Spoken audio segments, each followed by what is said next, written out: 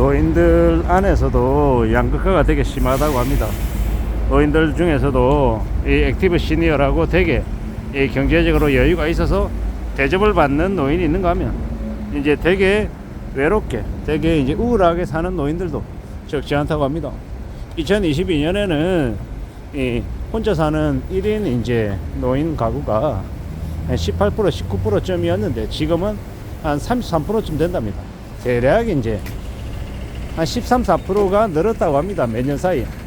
참 씁쓸한 이야기죠. 이제 독거 노인으로 지내는 이제 분들이 이 경제적으로 이 안정이 되어 있거나 여유가 있기를 기대하는 건 조금 무리인 것 같습니다. 참 씁쓸하죠. 젊은 시절 대부분 다 힘겹게 살고 고생도 되게 많이 했을 텐데 나이 들어서는 좀 여유를 부리고 좀 쉬는 것도 허락되었으면 좋겠는데 그러지 못한다라고 하니 참 마음이 되게 안 좋습니다.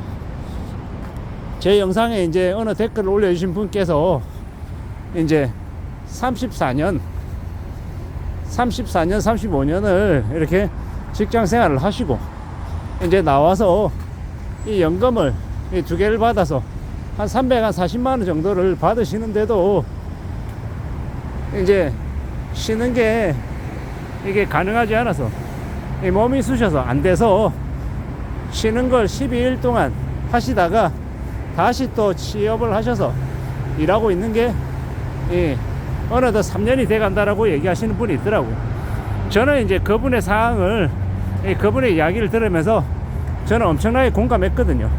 저도 가만히 있는 스타일을 못 되어서 지금 현재 25년째 일을 하고 있지만 뭐 대략 앞으로 5년을 더 하든 10년을 더 하든 혹은 그 이상을 하든 뭐 예를 들어서 한 35년을 일했다 40년을 일했다 그런다 한들 그 이후에 저 같은 사람이 쉬면서 있을 수 있을까? 못 쉴 것 같은 거죠. 못 쉴 것 같습니다. 저도 아마 그 다음에 또 다른 일을 찾아서 나와서 일을 하고 있을 것만 같습니다. 그래서 이제 제가 되게 잘났다, 잘 살 거다 이런 이야기를 하려는 게 아니라 저는 이제 가만히 있으면 이 몸에서 좀이 쑤시는 그런 성향이라 계속 일할 것이기 때문에 노년에도 그렇게 우울하게 불행하게 살 것 같지는 않습니다. 그냥 궁상 떨며 살아도 나이가 들었어도 그냥 밥은 먹고 살 것 같다라는 겁니다.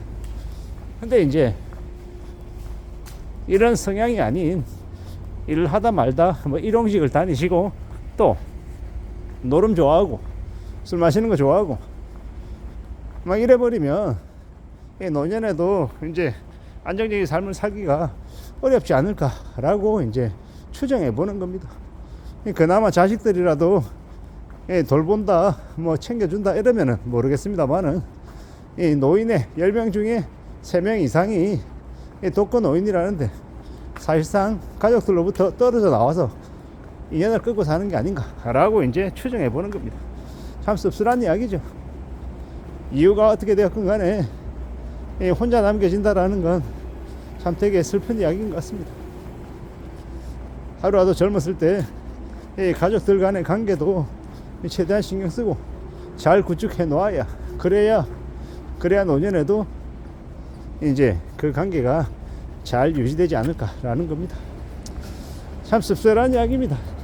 또 어느 분께서는 이제 댓글을 달아주시는데 이제 나이 든 부모의 재산을 이렇게 탐하는 자식들도 있다라는 거.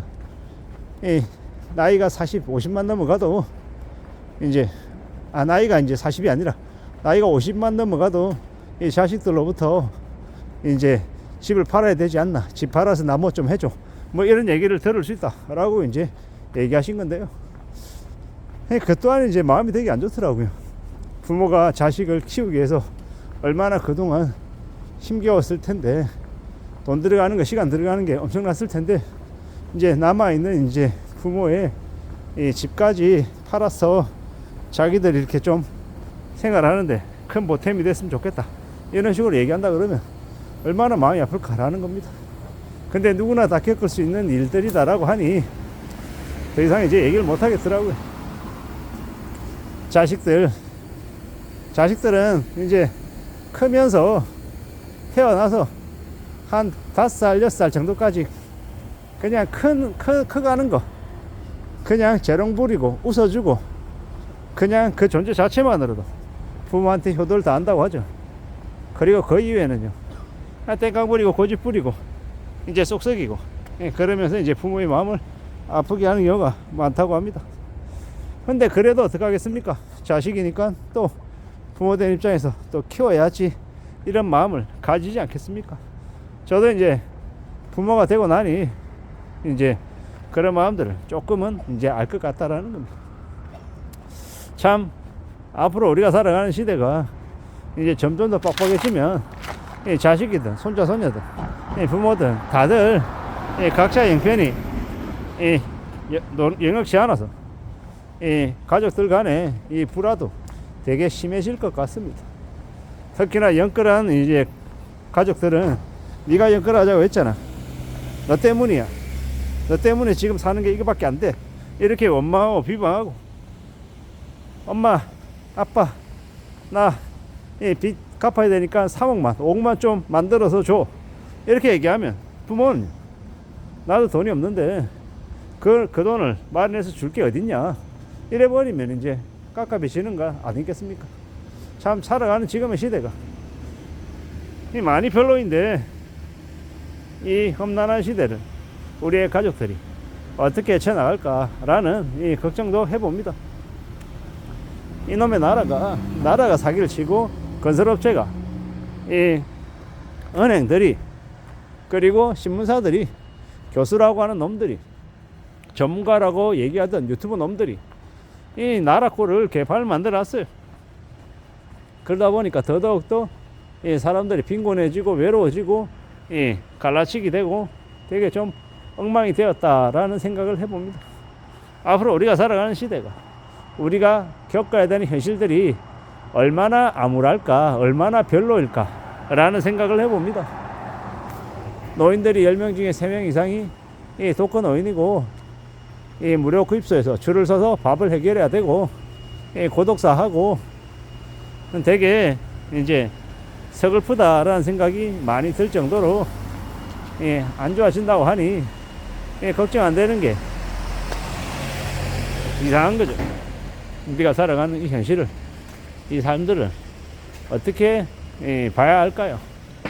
아무쪼록 자기 가족들 중에 조금이라도 힘든 사람이 있으면 조금이라도 도와주되 그것 또한 이제 선을 넘으면 안 될 것 같습니다. 같이 죽을 수는 없는 거니까요. 참 씁쓸한 현실이 지금인 것 같습니다. 이상입니다.